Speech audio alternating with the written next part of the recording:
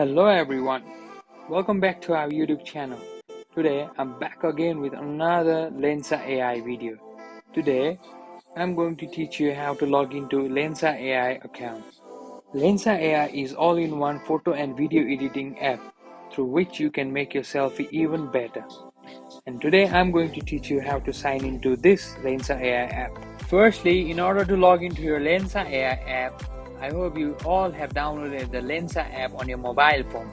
First of all, you need to open the Lensa AI app, which is on your phone. Then the following interface will appear on your phone. On the bottom side of the interface, you can see photos, videos, and setting. You need to click on the setting menu. After clicking on the setting menu, the following interface appears.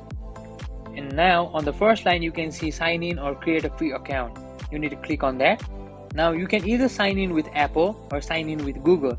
Now we'll be using sign in with Google.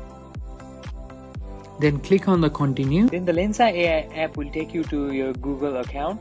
Then you can continue with your own Google account, which I'm using currently. And now your Lensa AI app is successfully signed in. And thank you for watching. Subscribe to our YouTube channel.